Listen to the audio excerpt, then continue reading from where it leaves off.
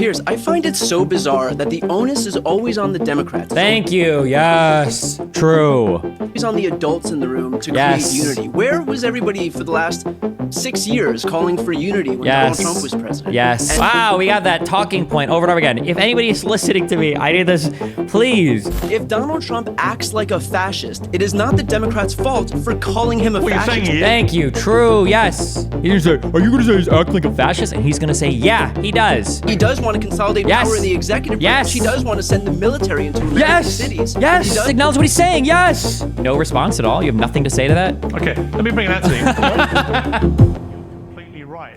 Brian, it seems to be a question of unity. One trick that Kamala Harris missed in her speech, it was not a bad speech at all. But one thing she didn't do, she didn't allude to the assassination attempt on Trump. And it's only been... I didn't even let him finish. I'm sorry. My brain instantly went to the worst spot on that. He's not about to say that like she should have like been saying like we need to make the rhetoric less extreme, guys. This isn't acceptable. She's not about to say Kamala Harris should have been begging for forgiveness. Like I said, these make liberals do all the time. No, but I just stopped this way too early. But one thing she didn't do, she didn't allude to the assassination attempt on Trump. And it's only been 9 days since someone tried to murder Donald Trump and actually shot him in the ear, killing him by 1/4 of an inch. Would it not have been a smart move in between calling him, you know, a sexual predator and a con man and a fake and blah, blah, blah, blah, blah, very ad hominem stuff? Would it not have been... Very ad hominem stuff.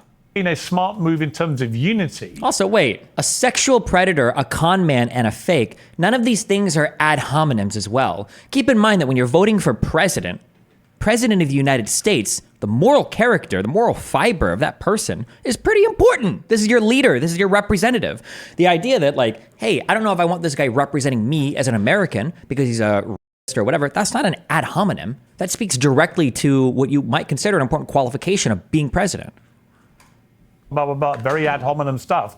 Would it not have been a smart move in terms of unity had she just taken a moment? Why unity? Where's the demand for unity from Trump?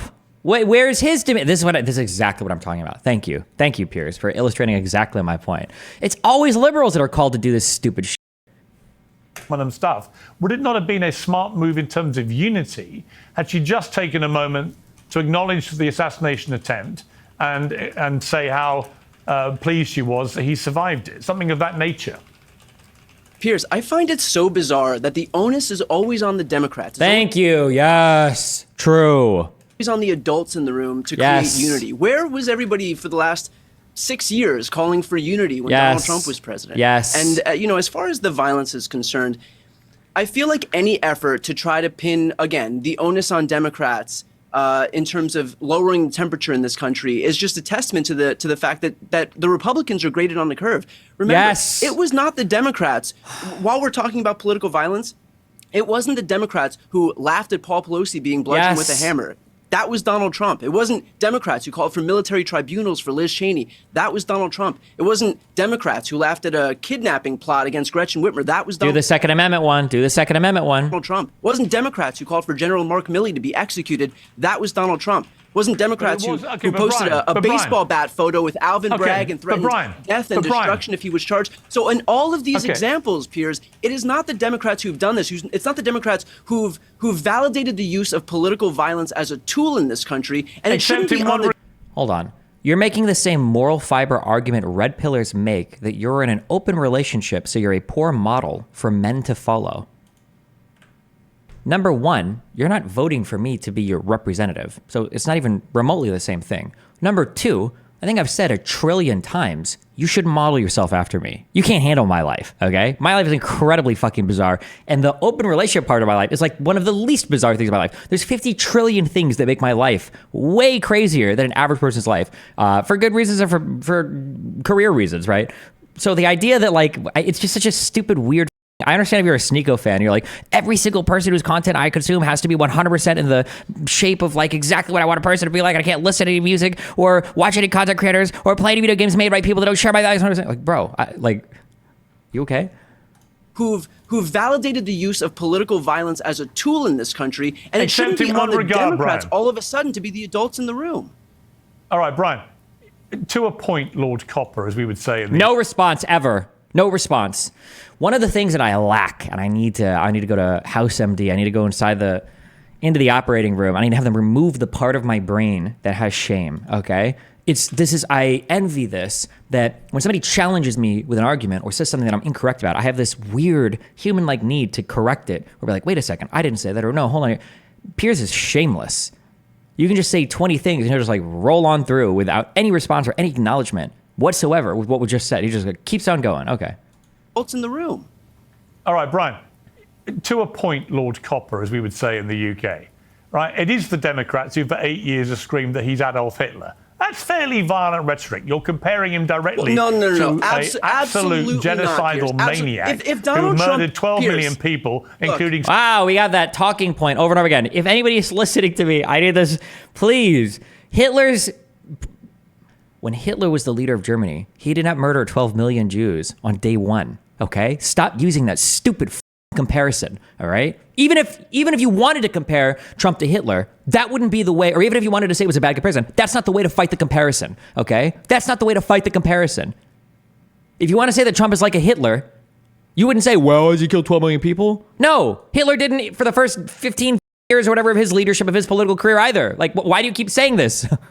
6 million Jews in a Holocaust. So when you do that, that is violent rhetoric. Piers, if Donald Trump acts like a fascist, it is not the Democrats' fault for calling him a fascist. You're saying he is. Thank you. True. Yes. He is a yes. Say yes. You will own it. Good. A+. He's going to say, are you going to say he's acting like a fascist? And he's going to say, yeah, he does. That is his behavior. Hitler? No. He is Hitler? No, absolutely not. But I'm saying... Brian Tyler Cohen. Okay.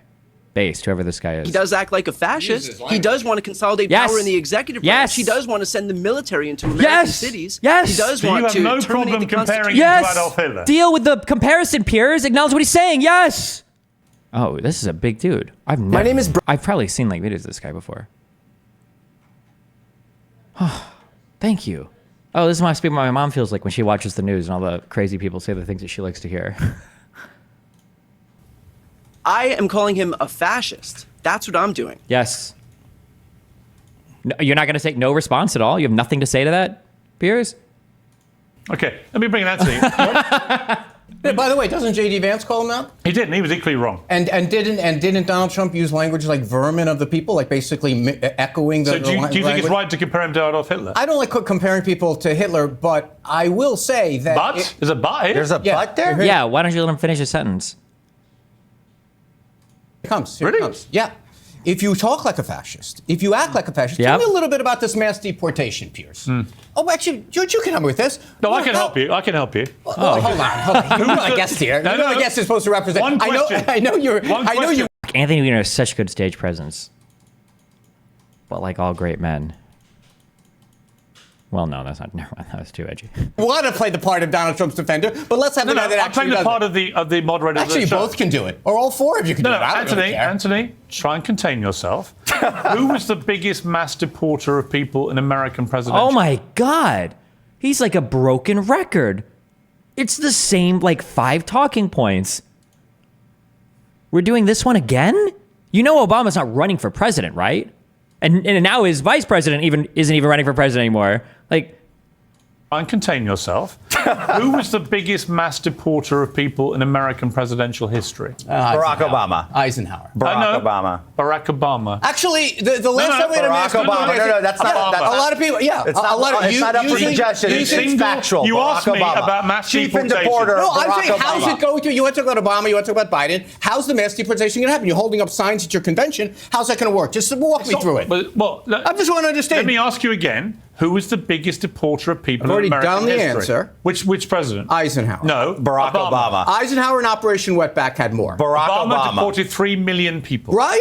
The Democrats are very tough on the. I'm curious. Did Obama actually even deport 3 million? If I look that up, is it going to be that Obama deported 3 million people, or is it going to be that there were like more turnaways at the border or whatever? Because I know they fucking relabel this shit all the time. Is it really called Operation Wetback? There were over 1 million returns in the first year. What was the U.S. population in 1950? 230 million. That's my guess. I'm going to say 250 million. Oh my God, I was so wrong. 150 million, 155 million. Jesus. And yet you won't call Obama Hitler.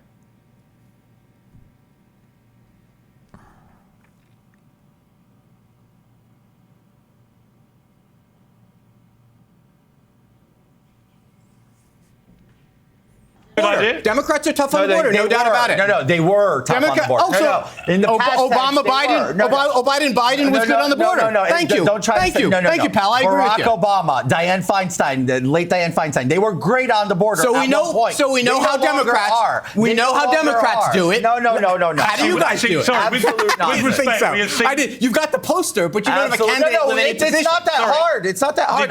Oh, good. Hey, hold on, Piers. I want to hear this. Start with every hotel here in Manhattan. And do what? Just empty them, vacate them out. What do you mean vacate them out? Get them back home. Who's going to do that? Who are you going to hire to do that? You have ICE. You already have the system in place. Okay, so they're going to call ICE. By the way, ICE is about 4,000 people. You're going to deport 12. Okay, tell me a little bit more small government Republicans. You want to expand ICE to walk the streets, ask people for their papers. We did that after 9/11. Anthony, you were a member.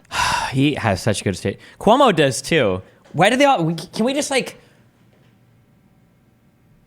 Oh my God! I just realized what we need. We just need an Epstein to recruit a bunch of young-looking 18 to 20-year-old girls, and then we can just hire them all. Okay, so jobs program, get them off the street. Okay, and then we can supply them to our sexual deviant politicians so that they can have their fun. Jobs program for women, and then we get them fighting on these shows. Okay, boom. We call that a win-win-win. What did we say about fascism? You were a congressman. I know it's not after 9/11. By the way, where are you going to deport them if we don't have extradition deals with them? Does deporting 3 million people make you a fascist then, by your criteria? Don't call the dumb sexually. Well, Weiner's problem was I'm pretty sure. I don't want to misquote. I guess it'd be bad to fuck his reputation. Wasn't he sexting? Was it a 15-year-old girl? No, it makes you one of the best presidents in American history. So you agree with mass deportation? You agree with mass deportation? Obama, Biden, we know how that is. So you agree with mass deportation? I'm going to answer your question. You don't need to answer it 3 times. I answer every question. I thought she was 19. I'm pretty sure she was 15 or 16. Mass deportation is a poster for Republicans. We saw how Obama, Biden do it. We know how they do it. Now, this is about the 2024. Pardon me, George. So it's fine if you do. Pardon me. That's how Biden does it. No. Fine if the Democrats do. By the way, if Donald Trump stood up and said, I want to be like Obama, Biden, I might vote for him. Is that what he's saying? Is that what you're saying, George? So if he said... You want to be like Obama, Biden? I want to make sure I understand. So Anthony, what about the one who has lunchy? Does she want to do that too? Okay, let me come back. Like, it is true. It's such a ridiculous talking point. And I wish that like people would engage with it more, but I guess there is no real politics. There is no real engagement. It's such a good talking point that like, okay, wait, so Obama was the deported, so you must love Obama's immigration policy? Is that what you're saying? Or are you saying that Obama was better on immigration than Trump? Is that so? That must mean you would really love Biden's immigration policy if he's supposed to be like Obama, but it's way different. Or like it just doesn't even. Yeah. Well, listen. Okay. At least you emulate the right people. Let me come back to Tommy. Tommy. Herzl makes a very interesting argument that has lived rent free in my brain, and I guess in practice it's never worked. So he makes an argument that in a new nation that's being formed. So Israel had the benefit, like the United States did, of before the country's being formed, you're starting with basically nothing, and then you get to build from the ground up. Like, okay, what would a perfect country look like, right? So that's kind of how the U.S.'s constitution, everything formed. There's a bunch of smart people, all came together, they looked at what worked and what didn't work, and now they create a system that they think is like the best system, right? And for Israel, Theodor Herzl and other Jewish or Zionist thinkers or whatever, were also trying to apply like, okay, well, what would it look like? What would the ideal construction of a state look like if we're bringing people over? Of course, they have the benefit now of an additional 130 or so years of history to look at. So what does he think? Now, is Herzl as smart as the collective wisdom of the founding fathers and everything else? Maybe not. But one of the arguments that he makes that I thought was interesting was he doesn't even pay much time to it. And maybe they debate this more. Or I guess obviously they did since they ended up making a democratic form of government. But in his mind, he says that you should just have a monarchy. There's literally no point in having a democracy. And I feel like there's not much attention paid to the argument because he just doesn't talk about it much. But just on first pass, I'm like, One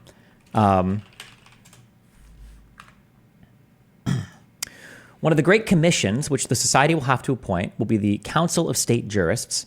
These must formulate the best, that is, the most modern constitution possible. I believe that a good constitution should be of moderately elastic nature. In another work, I have explained in detail what forms of government I hold to be the best. I think a democratic monarchy and an aristocratic republic are the finest forms of a state, because in them, the form of a state and the principle of government are opposed to each other, and thus preserve a true balance of power. I'm a staunch supporter of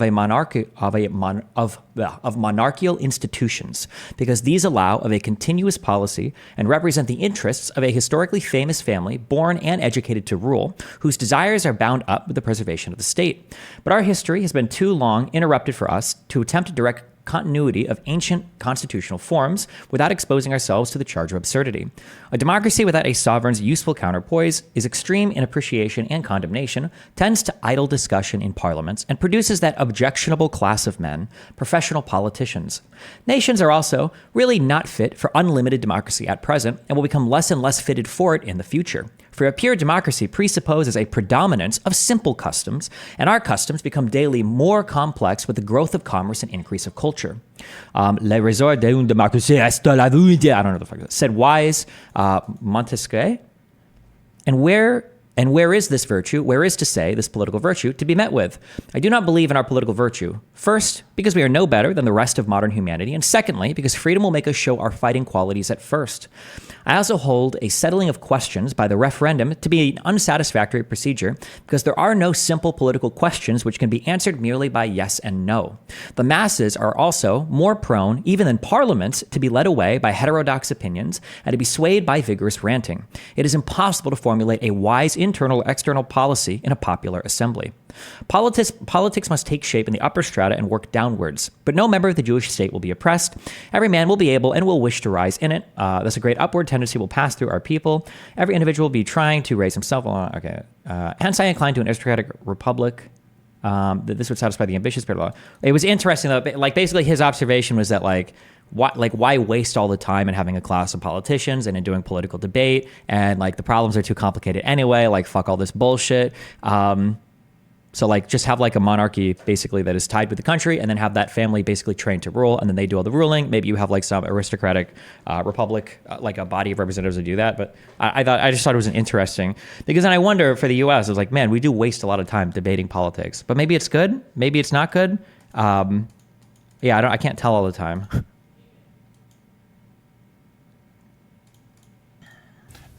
Wait.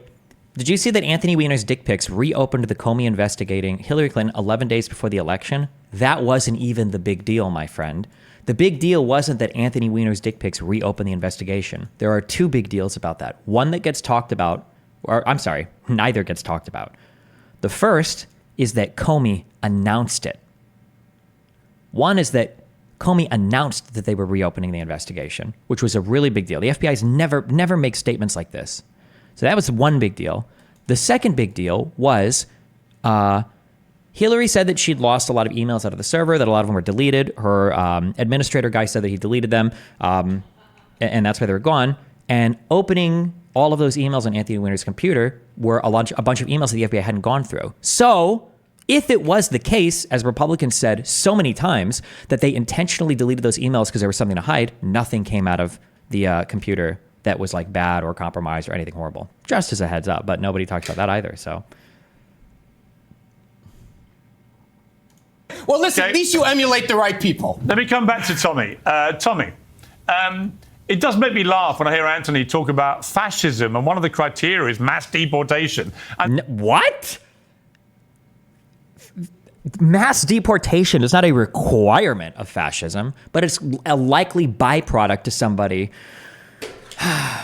Mass deportation in a fascist regime could theoretically be a byproduct of like an ethnic supremacy or an ethnic supremacist ideology that is supporting an ultranationalist ideal. So if you're a fascist leader and you say, this is my country, this is my nation, we're in the United States, we are of white European character, we are of Anglo-Saxon stock, therefore, we need to deport everybody that doesn't match this. Therefore, we're going to deport all of certain ethnic groups if you wanted to.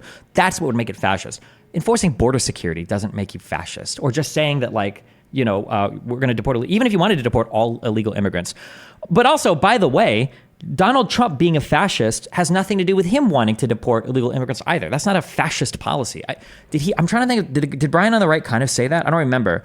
If you wanted to argue fascism in terms of Donald Trump's policies on the border, the two things that you would hit would be his using the military to try to do border policy because he couldn't get support in Congress to do it. That's a huge red flag, right? That's an executive branch taking power for itself. That's always should be a red flag. And then the second thing would be him wanting to ban all Muslims from immigrating to the country. Enforcing a type of religious ban, ethno-religious ban for immigration policy is also like a huge red flag. Those would be the two things you'd want, not deportations. A Republican can come up and say, hey, I want to deport every single illegal immigrant in the United States, even if all 13 million or 12 million, however many are left, were Mexican, that wouldn't make it, or Hispanic, that wouldn't make it fascist at all. Hold on. The border policy is like a huge red herring thing.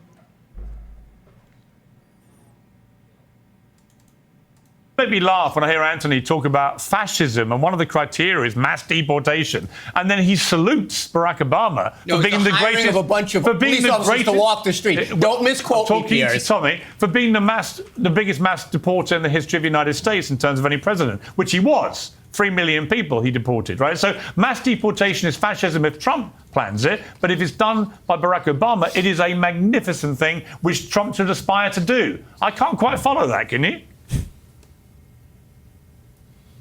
Well, liberalism doesn't make sense, Piers. Good one, Tommy. Didn't she get completely and totally shit canned from The Blaze because she didn't want to come out 100% in opposition to all abortion? Isn't it a sort of othering? Othering? Yeah, I guess, but othering isn't always bad. Othering is only bad when we're othering people. It's like discrimination. Discrimination is a thing that we practice all the time. It's heavily associated with like racial discrimination or bad types of discrimination. But discriminating as a verb, or no. To discriminate. Discriminate would be the verb. Discriminating would be... It's still a verb, right? He was discriminating. Fuck, I don't remember grammar. What would you call... In the sentence, he was discriminating. What are the different types of verbs? Whatever. Regardless. It's a different tense.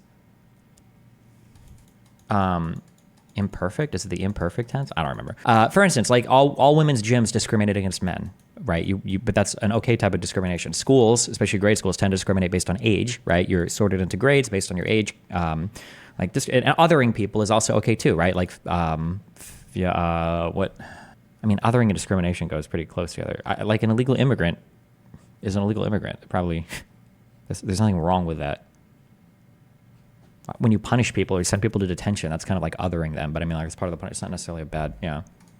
We know that. But I'll also say the majority of the American people support mass deportation, including Democrats. We learned about that a couple months ago in a poll. But what I don't understand with Democrats is that they're just clutching their pearls over a mass deportation effort when we have 10 million people that came across our southern border illegally, and that's not including the gotaways. They have no problem with that. People can just invade our... The people that came here, if they're referring to these 10 million people, if you're talking about like the asylum people, that's unfortunately... That's not illegal. That is the process right now. None of that is illegal. The border shit is just like such an annoying misunderstanding of what's happening at the border. Oh my God. Finishing this. Kidding me? That's what we need to do because your president, your sleepy president, allowed 10 million plus people in, and it's not sustainable. Your own governors and your own mayors know that it's not sustainable. So the open border doesn't work. And the only way to fix an open border is to close it and then also deport the people that came in under it. That's just basic logic. I know you guys don't operate on that, but please save me your horror and your outrage. Okay, Brian, save. Like, imagine how much time would be saved in a monarchy where we don't have these discussions, and then these people and this whole political class of people wouldn't even need to be existing. They'd be unnecessary, right? It's a compelling argument. We wouldn't need none of these people. Like in Saudi Arabia, do you think they have dumb shit like this on TV all day? I actually have no idea. In monarchies, what do they talk about politically on TV? Where are my monarchy boys at? But please save me your horror and your outrage. Okay, Brian, save us your horror and outrage. I mean, this whole issue of immigration, I don't think any fair-minded Democrat in America could possibly look at the number of people that have come over the border illegally in the tenure of President Biden and not share everybody else's view that is completely unsustainable and clearly has been a failed policy on the southern border. Do you think it's been a success or a failure?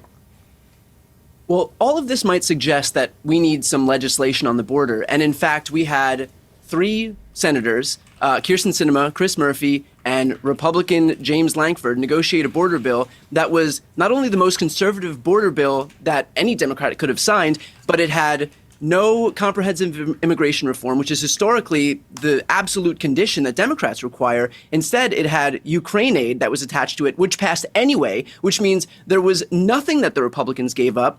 And yet Donald Trump issued his clarion call to Republicans because he thought it was too important to preserve the issue of the border as a campaign issue. And so he wouldn't allow this to be solved. So for Tommy and George, spare us the grandstanding about the border when I didn't hear either one of you come out and say that this border bill needed to be passed when Donald Trump was making sure that it didn't get passed because he wanted to make sure the border was as chaotic as humanly possible.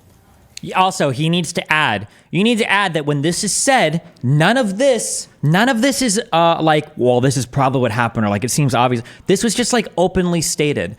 When we start doing, no, but it doesn't matter because I'm not going to debate on this because it's only going to be about the insurrection. But Donald Trump shoots down immigration bill.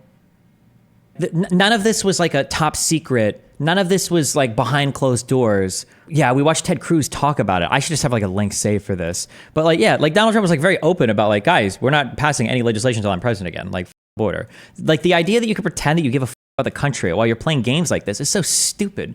It's so pearl clutchy.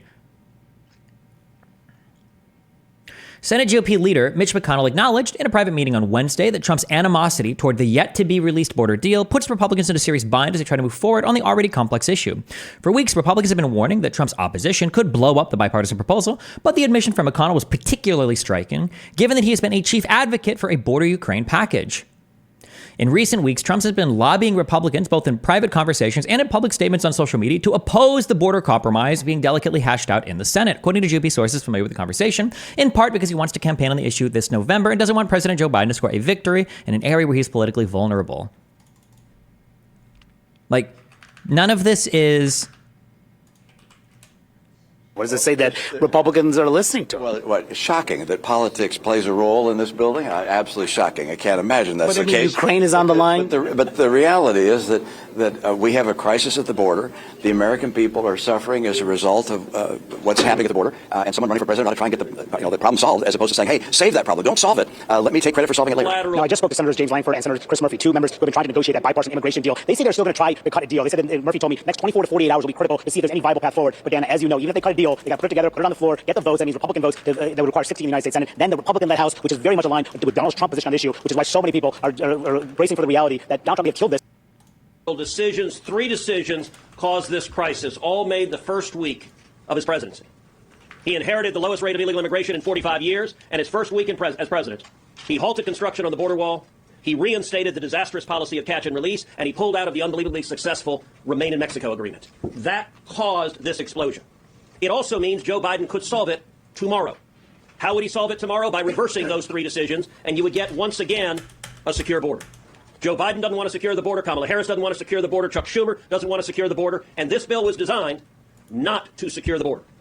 This is Lankford's bill, basically, by the way, who's a Republican in the Senate. But instead, this bill codified Joe Biden's open borders. This bill codified catch and release. Catch and release is contrary to law. But if we'd have passed this bill, catch and release would be right there in the U.S. Code. This bill normalized 5,000... Catch and release is literally how, like, is by the books, is how they deal with it right now, because that is what's on the books. But illegal immigrants a day. 5,000 illegal immigrants a day works out to roughly 1.8 million a year. We've seen 9.6 million illegal immigrants under Joe Biden.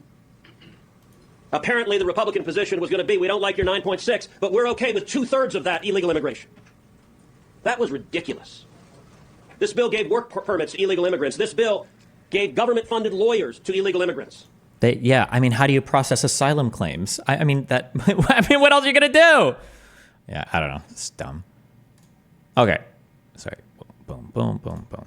Okay, I want to switch. So it's Donald Trump's fault that the border's chaotic. Yes. That's exactly what By the way, in Absolutely. 2019, Donald Trump sat in the Oval Office and said, "I can't do this without laws." My distinguished friend who's on this panel says it's common sense. No, you need laws to do it. Donald Trump couldn't pass the law in 2019. Joe Biden was prepared to do it here, and Donald Trump vetoed it. And by the way, I fact-checked while we were waiting. It's actually Clinton who did the most deportations of any president. No, it's not. Yeah, it is. No, it's Obama. I just checked it. It's Obama. I you're wrong. just checked it. I've written columns about it. It's not well, true. Paul, you wrote your column in the New York Post, therefore it must be true. I will bet you $1,000 to charity that Obama deported. I don't have $1,000. However, I'll bet you $10. I'll bet you $1. I'll bet you $1. Okay. Obama deported more people than Clinton. It's a fact. He also dropped more bombs in a calendar year than any other American. By the way, you know, and all of those. Piers, hold on. Now you want to run against anyone against Kamala. You Trumpers are all the same. I'm not a Trumper. I want to say this about the deportation thing. We have laws around doing this stuff. If Donald Trump says we're going to use the law right now, the people that are here, despite what this person on our panel said, people who are here under the asylum laws are here lawfully. They're fraudulent. You may want to. Never mind. Fraudulently.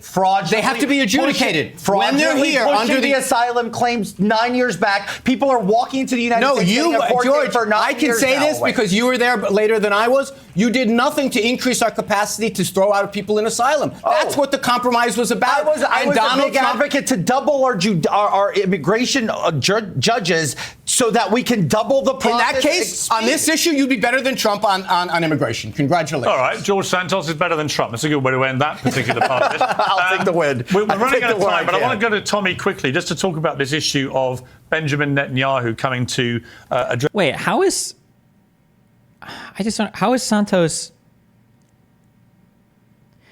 Listen, when I look at people like this, I could run for president. Maybe we will, in 4 years, maybe we will run for president. Who the knows, okay? Because listen, I don't think anything in my past would keep me from doing it if these people are still able to be on shows and be taken seriously. I don't think so, okay? If Donald Trump can do it, if grab him by the pussy doesn't sink him, if George Santos is still getting invited to shows despite, I don't even understand how you can believe a single thing this guy says. This is the guy who lied about literally fucking every single thing. I haven't watched enough to know if he has an actual compulsive lying disorder, but Jesus Christ. Address a joint session of Congress. This is to boost support for his war, obviously, in Gaza. A lot of people, mainly Democrats, staying away from showing any support for this speech. What do you feel about that? I mean, in a democracy like America, when it's one of America's great allies around the world, should people be able to just stay away? No, they shouldn't act like children and stay away. If we have to sit there and listen to Zelensky address us how many times now and beg for money, then we should be able to all come together and listen to the leader of the only democracy in the Middle East. But I think it's also very telling that Vice President Kamala Harris, who is your presumptive nominee, who wants to prove to the American people that she can handle foreign policy, something she's never really handled before, that she has instead decided to go to a sorority instead of hearing the leader from, even if she disagrees with the war, that's on her, but to even go and listen and preside over the Senate, which is part of her job, the fact that she is instead deciding to go yuck it up at a sorority is really telling, and it's exactly why they call her Brat Kamala and think it's so great. Well, it's an unserious person who's unserious about proving herself to the American people. She was not elected to be your nominee. Where is this? I understand that the Brat thing was the album or whatever, but why did she say that, or have Republicans just ID'd her that way, or where does this? Why is everybody using this talking point now? She was anointed your nominee by all counts, and now she doesn't even want to show up to do the job she has right now because she wants to go. The artist said that Kamala is a brat. That's it? Okay. Speak to a sorority? Give me a break. What a joke. Yeah, I mean, Brian, do you feel comfortable about Democratic lawmakers snubbing Israel's prime minister like this, whatever the view of the war? I think that. Wait, how did they snub the Israeli prime minister? Did I just miss something she said? Fuck, I'm doing emails too. Hold on. Go and listen and preside over the Senate, which is part of her, that she has instead decided to go to a sorority instead of hearing the leader from. Oh, because she wasn't in the Senate doing her Senate. Okay. Even if she disagrees with the war, that's on her. But to even go and listen and preside over the Senate, which is part of her job, the fact that she is instead deciding to go yuck it up at a sorority is really telling. And it's exactly why they call her Brat Kamala and think it's so great. Well, it's an unserious person who's unserious about. Was every single senator in attendance of Bibi's speech? Not to be mean, but who what is Bibi even? Who cares? I don't know. Well, maybe that's me. Sorry. Proving herself to the American people. She was not elected to be your nominee. She was anointed your nominee by all counts. And now she doesn't even want to show up to do the job she has right now because she wants to go speak to a sorority. Give me a break. What a joke. Yeah, I mean, Brian, do you feel comfortable about Democratic lawmakers snubbing Israel's prime minister like this, whatever the view of the war?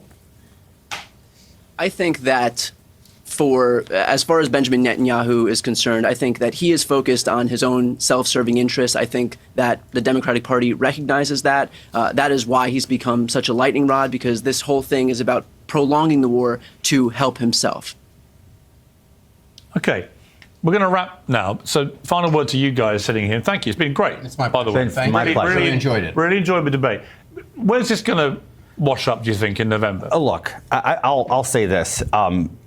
I believe a Donald Trump victory is inevitable because the American people are watching in real time what's been taking place. The democracy that Trump threatens so much is almost a footnote compared to what Democrats are doing in the maneuvers. This is not relevant to much of anything. Does he have lip fillers? Like a pretty hardcore case of lip fillers? Am I making that up, or?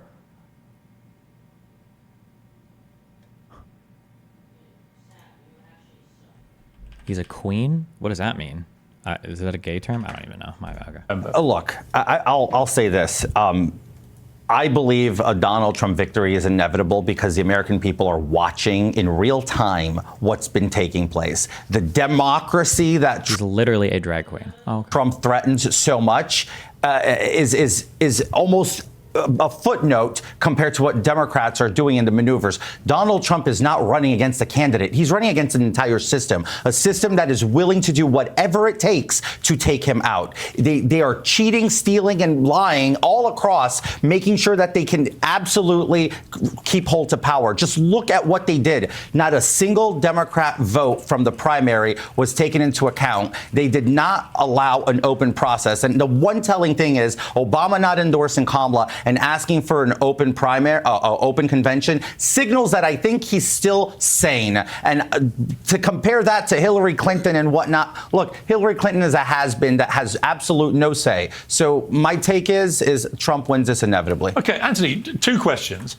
One, is it a nailed-on certainty now that Kamala Harris will be the nominee, or could there still be a surprise? It's very hard for there to be a surprise. 300 delegates. Are there any recent examples of Piers having hard conversations with conservatives? I don't know. Find me one. Have to send a letter to put someone into nomination.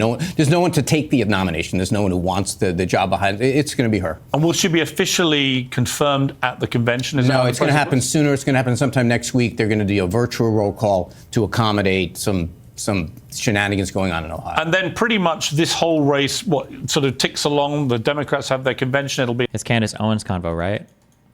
Did he go really hard on her? I don't even remember the convo. I don't know.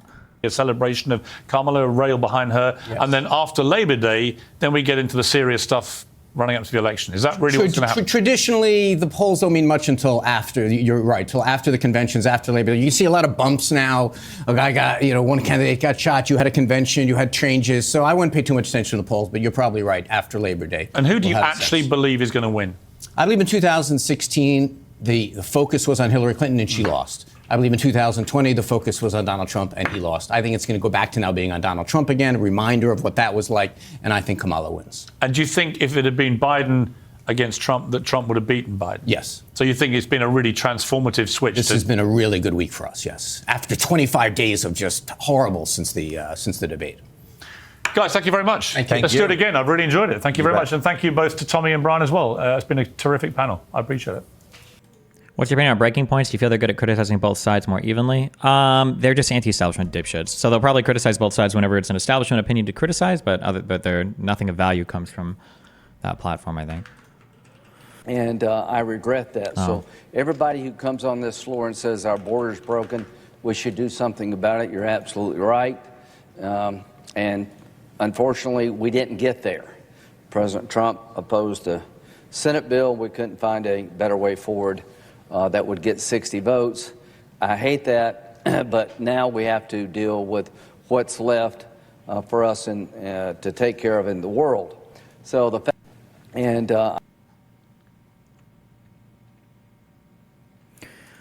Oh, true. What a good email. Fuck, this was so long ago.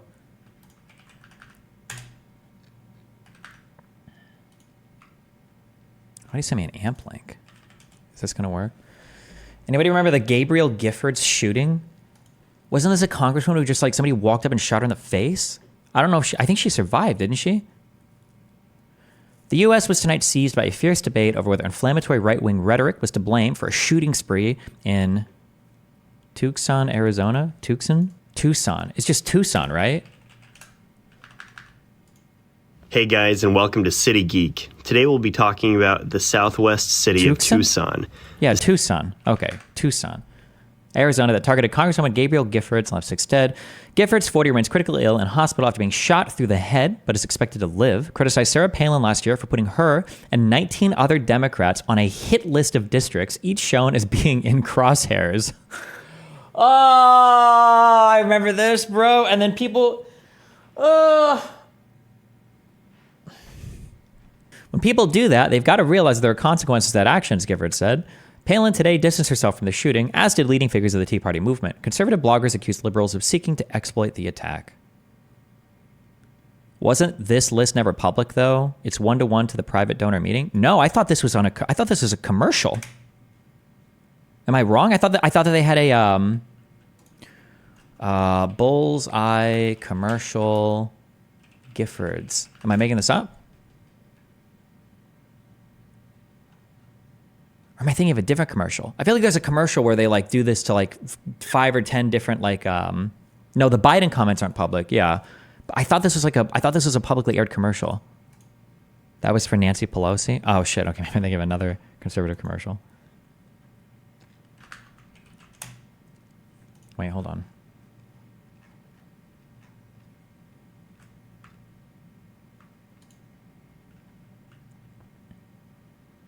We've diagnosed the problem. Help us prescribe the solution. I hate to say this because they don't deserve it. Conservatives don't deserve any amount of fairness. They truly don't. They're not on even, they're just not, they don't deserve it. But I would say that I don't actually think it, like using bullseyes and targets, I don't actually think is inflammatory rhetoric. I don't think there's technically anything wrong with this. Like it's pretty common that like, okay, here's our bullseye guys. This is what we're aiming for. Like it's not actually that. I don't think it's a big deal. But it is funny that obviously, nobody thought this was that big of a deal until the fucking shooting happened. It is funny, though, the conservatives will pearl clutch over Biden saying, bullseye? Like, come on, get the fuck out of here. Gabby Giffords is brain dead after taking a bullet to the dead during a tragic shooting outside the Walgreens next to my old house. Everyone knows she doesn't write her own tweets. Hey, Senator Mark Kelly, are you now using your wife's ex account to appeal to Kamala Harris so she picks you as VP? Jesus Christ.